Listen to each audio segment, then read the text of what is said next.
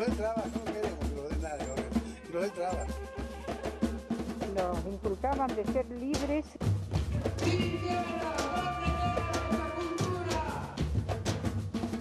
O yo me transformé, o me hice travesti. Siempre problemas acá, hay mucho estrés, muchos problemas.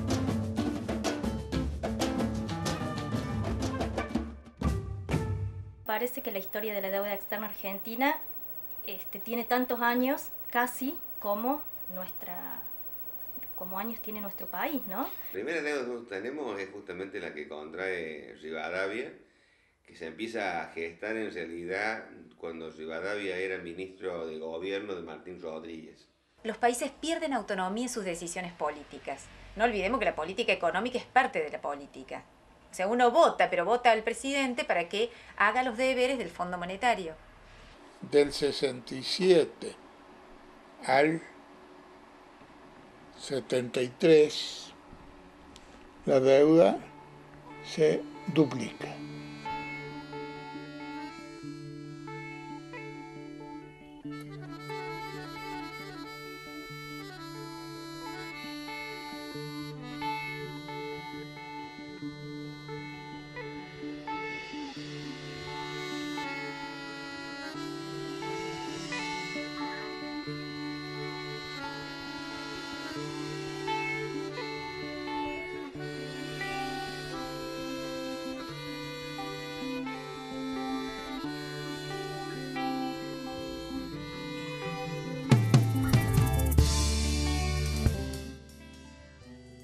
La historia de la deuda externa es demasiado larga para un país que solo tiene 200 años de vida.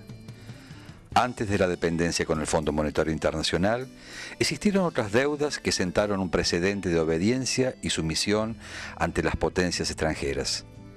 En el año del Bicentenario, analizar estas cuestiones se vuelve una materia indispensable para un país que pretende alcanzar la mayoría de edad. Pero cuando llega la Revolución de Mayo, la situación de guerra altera la posibilidad de circulación por las guerras, las levas, las confiscaciones de ganado. Entonces ese desarrollo económico que había estado hasta ese momento se va a trastocar.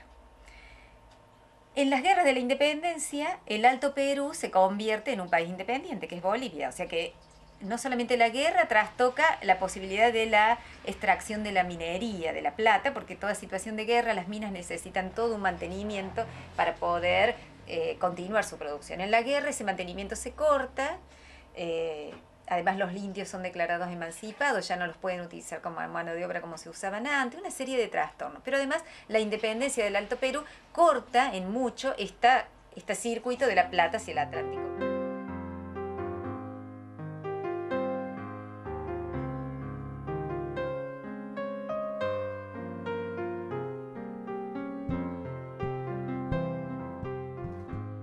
Países que se independizan adquieren modelos de desarrollo, digamos, para llamarlos de alguna manera como lo llamó la CEPAL, para insertarse en este capitalismo internacional, ¿no? En este mundo económico que era el capitalismo internacional. Y para insertarse, obviamente había que producir lo que permitiera venderse en esos países centrales, ¿no?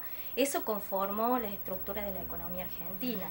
Yo digo que en realidad las invasiones inglesas son una consecuencia, digamos, de la expansión comercial de Inglaterra. O sea, por ejemplo, en este momento, ¿no es cierto?, en 1822-24, lo que uno ve es que el 50% de los comerciantes de la ciudad de Buenos Aires eran ingleses. O sea, Buenos Aires es una plaza comercial muy importante y que se había ido desarrollando sobre todo desde fines del siglo XVIII en adelante. Entonces las invasiones inglesas es como el corolario natural, ¿no es cierto?, de una plaza en donde, digamos, la fuerza económica inglesa era muy grande y para la mentalidad de la época solo quedaba coronarla, digamos, con la dominación política.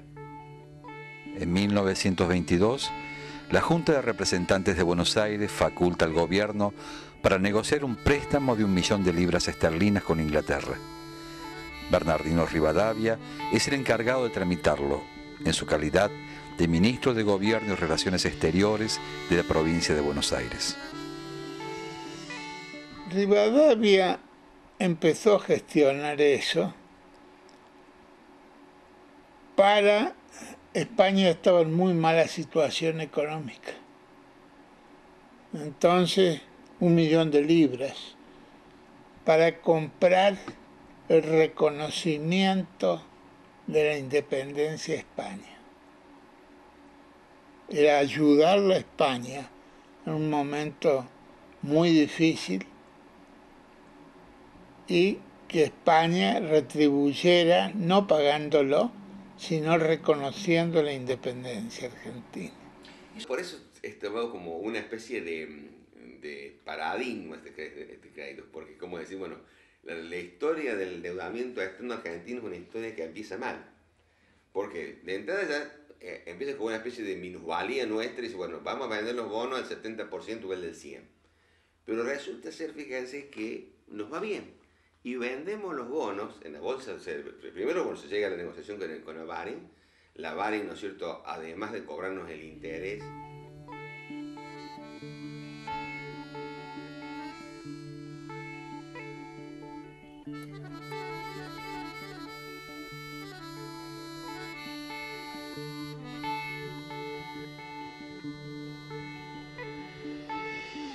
y lo más paradójico es que la Baring hace un muy buen trabajo, ¿no es cierto?, un banco, digamos, muy importante en Buenos Aires, en Londres, y logran colocar los títulos argentinos al 85%. Entonces ahí viene lo primero. ¿Qué hacen los negociadores argentinos, o sea, Rivadavia y sus amigos ingleses? Se quedan con la diferencia. O sea, dicen, es el 70%. Se quedan con 150.000 libras esterlinas, que para ese momento es una fortuna impresionante. Entonces ahí nomás se quedan con eso. El empréstito de la Baring Brothers es la historia del primer endeudamiento argentino. Un préstamo marcado por la corrupción y los intereses mezquinos que demoró 100 años en terminar de pagarse.